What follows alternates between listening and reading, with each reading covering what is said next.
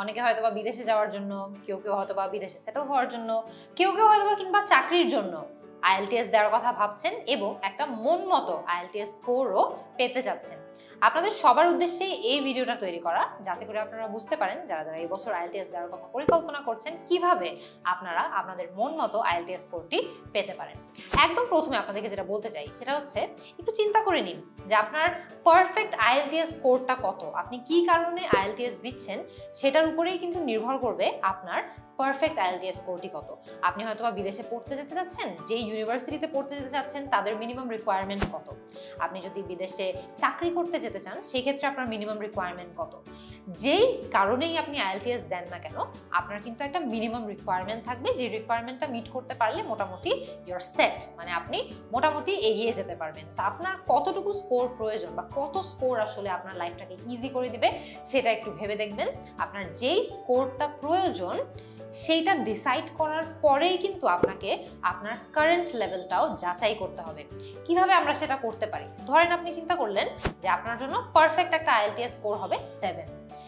এরপরে আপনি কয়েকটা মক টেস্ট দিবেন, 3 থেকে 4টা বা টোটাল 5টা মক টেস্ট দিবেন এবং দিয়ে দেখেন যে আপনার কারেন্ট লেভেলটা কত, আপনি কোন ব্যান্ডে স্কোর করতে পারছেন। আপনি যদি 6 পান তাহলে আপনার 6 থেকে 7-এ ওঠার প্রিপারেশন নিতে হবে। আপনি যদি 6.5 পান 6.5 থেকে 7-এর ওঠার প্রিপারেশন নিতে হবে। সো আপনার কারেন্ট লেভেলটা কত সেটা একটু অ্যাসেস করে নেন। এরপরে আমরা তো কথা বললামই যে আমাদের যেই গ্যাপটা আছে আমার কারেন্ট লেভেলের মধ্যে এবং আমি যেই স্কোর পেতে চাই সেই স্কোরের মধ্যে যেই গ্যাপটা আছে সেই গ্যাপটা কতটুকু আমরা একটু দেখব এবং আমরা আমাদের প্রিপারেশনটাও সেভাবে নেওয়ার চেষ্টা করব। আরেকটা জিনিস যেটা মাথায় রাখতে হবে সেটা হচ্ছে আপনাদের প্রিপারেশন টাইম যাতে কোনোভাবেই খুব কম না হয়। একদম লাস্ট মিনিটের জন্য আপনার আইএলটিএস প্রিপারেশনটা রেখে দিবেন না, তাহলে কিন্তু খুব বড় একটা চান্স আছে যে আপনি আপনার মন মতো আইএলটিএস স্কোরটি পাবেন না। আগে থেকে প্ল্যান করবেন, প্ল্যান আহেড, সো দ্যাট আপনার যে প্রিপারেশন টাইমটা আছে সেটা আপনার স্কিল ওয়াইজ যথেষ্ট হয়। অনেকের জন্য কিন্তু 1 মাসের একটা প্রিপারেশন টাইম যথেষ্ট হয়, আবার অনেকের জন্য 3 মাসের প্রিপারেশন প্রয়োজন, অনেকের আবার 2-3 সপ্তাহের মধ্যে প্রিপারেশন নিয়ে নেওয়া সম্ভব। সেটা কিন্তু এক এক মানুষের জন্য এক এক প্রিপারেশন টাইম পারফেক্ট হয়। সো প্লিজ হাতে যথেষ্ট টাইম রাখবেন যাতে আপনি আপনার কারেন্ট লেভেলটা প্রপারলি অ্যাসেস করতে পারেন এবং আপনার মন মতো আইএলটিএস স্কোর পাওয়ার জন্য যাতে আপনার হাতে পর্যাপ্ত পরিমাণ সময় থাকে প্রিপারেশন নেওয়ার। এখন আমরা আগাবো হচ্ছে কিভাবে আমরা আইএলটিএস এর স্পেসিফিক সেকশনগুলোতে আরেকটু বেটার করতে পারি। প্রথমেই কথা বলবো লিসেনিং নিয়ে। লিসেনিং এর একটা খুবই ইউজফুল ট্রিক হলো প্রত্যেক দিন একটু একটু করে ইংলিশ অডিও শোনা বা ইংলিশ শোনা। কারণ খেয়াল করে দেখবেন আমরা বেশিরভাগ, আমরা স্পেশালি যারা বাংলাদেশিরা আছি, আমাদের কিন্তু দৈনন্দিন জীবনে তেমন একটা ইংলিশ প্রয়োজন হয় না। আমরা কিন্তু বেশিরভাগ সময় বাংলায় কথা বলছি, আমরা কিন্তু ইংলিশ শুনতে খুব একটা বেশি অভ্যস্ত না। এই যে আমরা ইংলিশের অডিও শুনতে বা ইংলিশ শুনতে অভ্যস্ত না, এটার কারণেই কিন্তু আমাদের অনেক ডিফিকাল্টি হয় লিসেনিং টেস্টে। কিভাবে আমরা লিসেনিং এ তাহলে ভালো করতে পারি?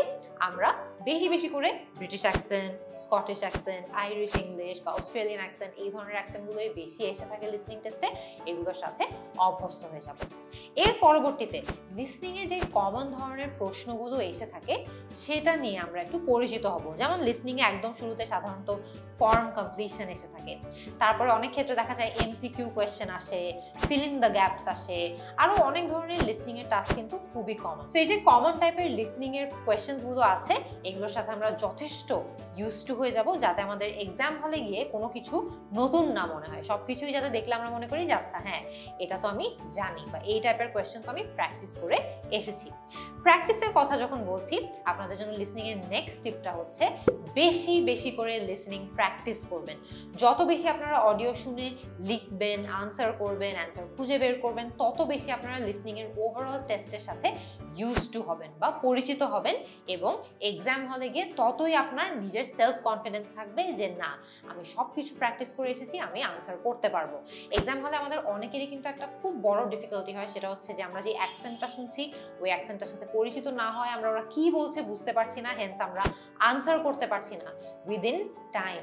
লিসেনিং টেস্টে কিন্তু খেয়াল রাখবেন টানা অডিও চলতে থাকবে, অডিও কিন্তু রিপ্লে করার কোনো সুযোগ নাই, পজ দেওয়ার কোনো সুযোগ নাই, একবারই আপনি শুনতে পারবেন এবং সেই একবারেই আপনাকে পুরো লিসেনিং টেস্টটা আনসার করে শেষ করতে হবে।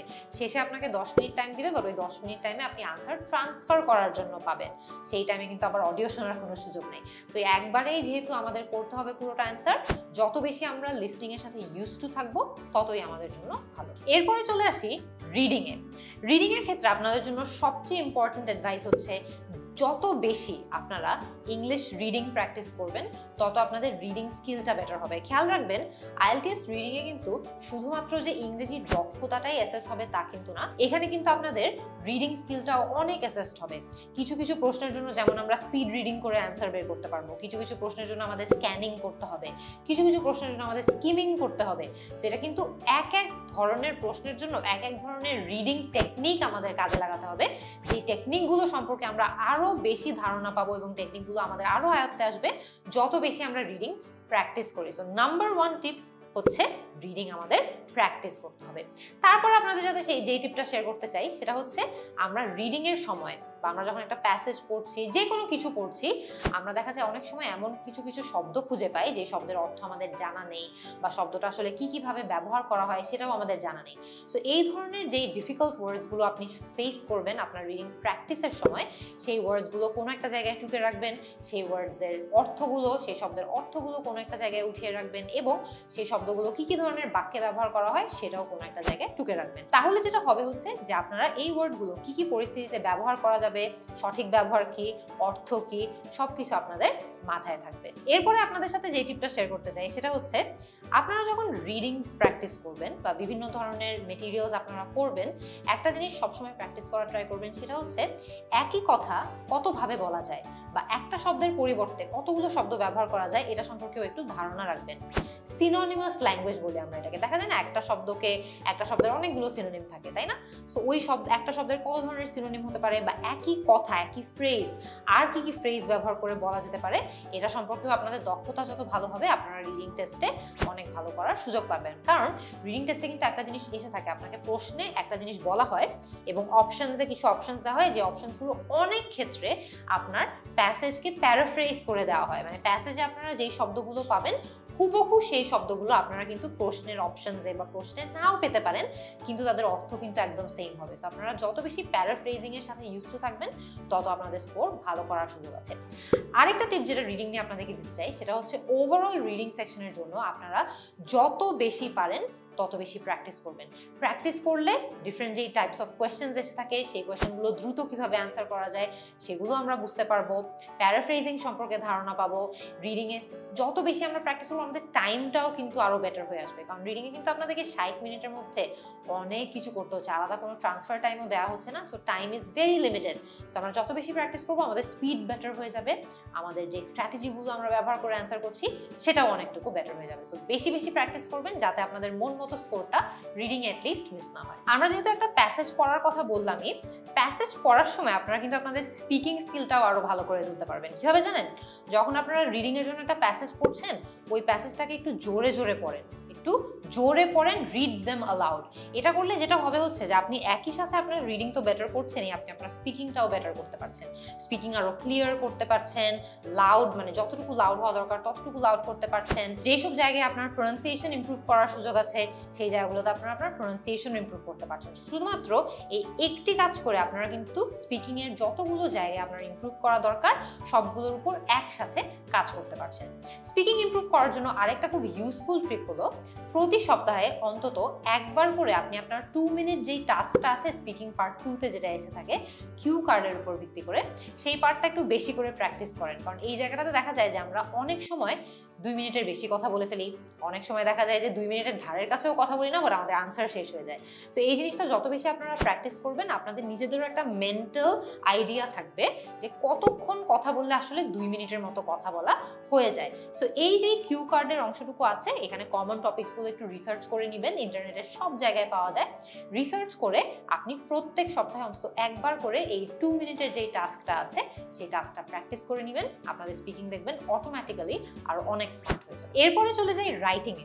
রাইটিং এর জন্য সবচেয়ে গুরুত্বপূর্ণ যে বিষয়টি আপনাদের একদম প্রথমে মাথায় রাখতে হবে, আইএলটিএস রাইটিং এর যে ব্যান্ড ডেসক্রিপ্টরস গুলো আছে সেই ব্যান্ড ডেসক্রিপ্টর গুলো আপনাকে একদম স্পষ্টভাবে এক্সপ্লেইন করে দেয় যে ব্যান্ড 9 পেতে হলে আপনার রাইটিং এর বিভিন্ন ক্রাইটেরিয়ায় কি কি মিট করতে হবে বা কি কি কাজ করতে হবে। 8 পেতে হলে সিমিলারলি কত পেতে কি করতে হবে, 8.5 পেতে হলে কি করতে হবে, 7 পেতে হলে কি করতে হবে। খুব সুন্দর করে কিন্তু এটার একটা বর্ণনা আমাদের ব্যান্ড ডেসক্রিপ্টর গুলোতে থাকে। এই ব্যান্ড ডেসক্রিপ্টর গুলো দেখলে আপনারা কিন্তু বুঝতে পারবেন খুব স্পষ্টভাবে যে আপনি যেই স্কোরটা পেতে চাচ্ছেন এই স্কোরটা পেতে হলে আপনার রাইটিং এর কোন কোন বিষয়গুলো কিভাবে কি করতে হবে। গ্রামারের ক্ষেত্রে কি করতে হবে, আপনার যখন কোহেরেন্স এন্ড কোহিশনের উপর কথাবার্তা হবে সেই ক্ষেত্রে কি করতে হবে, লেক্সিক্যাল রিসোর্সের জন্য কি করতে হবে, গ্রামাটিক্যাল রেঞ্জ এন্ড অ্যাকুরেসির জন্য কি করতে হবে, এই সকল বিষয়গুলো কিভাবে আসলে আইএলটিএস এক্সামে অ্যাসেস করা হয়, কোন ব্যান্ডের জন্য কিভাবে মার্কিং করা হয়, সকল বিষয় নিয়ে আপনারা খুব ভালো একটা ধারণা পাবেন। এরপরে চলে আসি গ্রামারের উপর। গ্রামারে যদি আপনার বিশেষ কোনো দুর্বলতা থেকে থাকে, ধরেন আপনি গ্রামারের কিছু এরিয়াতে খুব উইক, আপনারা কিন্তু আইএলটিএস প্রিপারেশন নেওয়ার অনেক মাস আগে থেকেই গ্রামারের উপর কাজ করা শুরু করে দিতে হবে। খেয়াল রাখবেন আইএলটিএস রাইটিং এ কিন্তু গ্রামারের উপর মার্ক থাকে। আমরা একটু আগেই দেখেছি যে আমরা কিন্তু যখন দেখছি গ্রামাটিক্যাল রেঞ্জ এন্ড অ্যাকুরেসি, এই যে ক্রাইটেরিয়াটা দেখছি এটা কিন্তু আপনি কতটুকু অ্যাকুরেটলি গ্রামার ব্যবহার করতে পারছেন সেটাকেই অ্যাসেস করছে। সো কোনোভাবে ভুল করার সুযোগ নেই। যদি আপনার গ্রামারের এরিয়াসগুলো উইক হয়ে থাকে, আগে থেকে যথেষ্ট পরিমাণে সময় রেখে প্র্যাকটিস করা শুরু করেন যাতে এই জায়গাগুলোতে আপনারা আপনাদের সেই গুরুত্বপূর্ণ মার্কগুলো না হারান। এরপরে চলে যাই সেন্টেন্স স্ট্রাকচার নিয়ে আলোচনায়। আপনি যখন আইএলটিএস রাইটিং প্র্যাকটিস করছেন প্লিজ চেষ্টা করবেন যাতে আপনাদের অনেক ধরনের সেন্টেন্স স্ট্রাকচার ব্যবহার করা হয়। একদম প্রথমে বলে দেই, অনেকে দেখা যায় যে খুব বেশি সিম্পল সেন্টেন্স ব্যবহার করে, অনেকে দেখা যায় যে এক দুটো সেন্টেন্স স্ট্রাকচার সিম্পল আর কমপ্লেক্সই বেশি ব্যবহার করে। আপনি চেষ্টা করবেন আপনার আইএলটিএস রাইটিং এ যাতে আপনি বিভিন্ন ধরনের সেন্টেন্স স্ট্রাকচারগুলো এনাফ ইউজ করেন। সিম্পল, কমপ্লেক্স, কম্পাউন্ড কমপ্লেক্স, সব ধরনের সেন্টেন্সেস এবং অনেক ধরনের ফ্রেজেস যাতে আপনি ব্যবহার করতে পারেন এবং আপনার ওভারঅল রাইটিংটা যাতে অনেক বেশি এনরিচড হয়। সো সেন্টেন্স স্ট্রাকচারগুলো আমরা সবসময় চেষ্টা করব অনেক ভ্যারাইটি আনতে, অনেক সুন্দর করে, তাহলে আমাদের লেখাটা আমরা প্রেজেন্ট করতে পারবো। এরপরে যে জিনিসটা আমাদের মাথায় রাখতে হবে সেটা হচ্ছে আমাদের ওভারঅল রাইটিং এর যে স্ট্রাকচারটা আছে। আইএলটিএস রাইটিং এ টাস্ক 1 এবং টাস্ক 2 এর কিন্তু খুব স্পেসিফিক স্ট্রাকচার আছে, যে স্ট্রাকচারের মধ্যে থেকে আমরা লিখলে আমাদের জন্য খুব ভালো হয়। যেমন আমি যদি টাস্ক 1 এর কথা বলি, টাস্ক 1 এ দেখা যায় একদম শুরুতে আমাদেরকে কোয়েশ্চেনটা প্যারাফ্রেজ করতে হয়, তারপরে একটা ওভারঅল স্টেটমেন্ট বা ওভারভিউ স্টেটমেন্ট দিতে হয়, তারপরে আমাদেরকে মেইন যে জিনিসগুলো আমরা ডায়াগ্রাম থেকে আমাদের রাইটিং টাস্ক 1 এ যে ডায়াগ্রামটা দেওয়া হয় ওই ডায়াগ্রামে নোটিস করছি সেগুলোর কথা বলতে হয়, কিছু সাপোর্টিং ডিটেল দিতে হয় এবং তারপরে গিয়ে আমাদের কনক্লুশন দিয়ে দিতে হয়। এবং প্রত্যেকটা রাইটিং টাস্ক 1 এর ক্ষেত্রেই কিন্তু আমরা সিমিলার একটা স্ট্রাকচার ফলো করার চেষ্টা করি। রাইটিং টাস্ক 2 তেও কিন্তু এরকম স্ট্রাকচার ফলো করতে হয়। তাই আমরা চেষ্টা করব আমাদের রাইটিং এর এই যে স্ট্রাকচারগুলো আছে এগুলো সম্পর্কে আমরা যাতে এনাফ ধারণা রাখি, যথেষ্ট ধারণা রাখি এবং আমাদের মেইন এক্সামে গিয়েও আমরা যাতে এই স্ট্রাকচারগুলো ফলো করে গুছিয়ে লিখতে পারি। আপনাদেরকে একটা জিনিস জাস্ট বলে দেই, আমরা যত বেশি গুছিয়ে লিখবো তত আমাদের জন্য ভালো। অনেকে কিন্তু এই স্ট্রাকচারের মধ্যে না থেকেও তারা আইএলটিএস এ অনেক ভালো স্কোর করতে পারে, কারণ তাদের ইংলিশটা এতই ভালো এবং তারা এতই গুছিয়ে লিখতে পারে। কিন্তু যারা যারা আপনারা আছেন যাদের হয়তো বা ইংলিশে আরো কাজ করার সুযোগ আছে, তাদের উদ্দেশ্যে এই স্ট্রাকচারটা মাথায় রাখলে কিন্তু আমাদের কাজটা অনেকটুকু ইজি হয়ে যায়। আমাদের এক্সাম হলে গিয়ে খুব বেশি প্রেশার খেতে হয় না বা খুব বেশি প্রেশার নিতে হয় না। সেই স্ট্রাকচারটা সম্পর্কে অবগত থাকবেন এবং চেষ্টা করবেন আপনি যখন প্র্যাকটিসও করছেন এই স্ট্রাকচারের মধ্যে থেকেই প্র্যাকটিস করতে। এরপরে আপনাদেরকে আরেকটা গুরুত্বপূর্ণ টিপ দিতে চাই, সেটা হচ্ছে আইএলটিএস রাইটিং এর উপর আপনারা যত বেশি ফিডব্যাক নেবেন তত আপনাদের রাইটিং স্কোর ভালো হবে। আমি যখন আমার আইএলটিএস রাইটিং প্র্যাকটিস করতাম আমি দেখা যেত যে প্রথম দিকে এটলিস্ট যতগুলো লিখতাম স্যাম্পল, সবগুলো স্যাম্পল আমি আমার কিছু ফ্রেন্ডদের সাথে শেয়ার করতাম, কিছু সিনিয়রদের সাথে শেয়ার করতাম। এমন ফ্রেন্ডস যদি আপনার থেকে থাকে যারা আগে আইএলটিএস দিয়েছে, ভালো স্কোর করেছে, তাদের কাছে পাঠাবেন, তারা অনেক ভালো ফিডব্যাক দিতে পারবে। এভাবে ফিডব্যাক দিতে থাকলে আপনারা কিন্তু আপনাদের রাইটিং কোন কোন জায়গায় দুর্বল, কোন কোন জায়গায় ইমপ্রুভ করার সুযোগ আছে খুব ভালো একটা ধারণা পাবেন এবং আপনাদের ওভারঅল রাইটিং এর স্টাইলটাও বেটার হয়ে যাবে। সেটা আপনাকে অনেক হেল্প করবে। চেষ্টা করবেন যতগুলো মক টেস্ট আপনারা দিচ্ছেন বা রাইটিং আপনারা বাসায় প্র্যাকটিস করছেন তার মধ্যে কয়েকটাতে হলেও অন্যদের ফিডব্যাক নিতে। লাস্ট যে টিপটা আপনাদের সাথে শেয়ার করতে চাই আইএলটিএস রাইটিং এর জন্য, সেটা খুবই সিম্পল, খুবই স্ট্রেট ফরওয়ার্ড শোনাবে, কিন্তু এটাতে অনেক ক্ষেত্রে আমরা মার্ক হারিয়ে ফেলি। সেটা হচ্ছে আমাদের ভোক্যাবুলারিতে এনাফ কাজ না করা। আমাদের ভোক্যাবুলারিতে যথেষ্ট পরিমাণে কাজ করতে হবে, কারণ আমরা আমরা কিন্তু জানি আইএলটিএস রাইটিং এ লেক্সিক্যাল রিসোর্সের উপর কিন্তু মার্ক থাকে।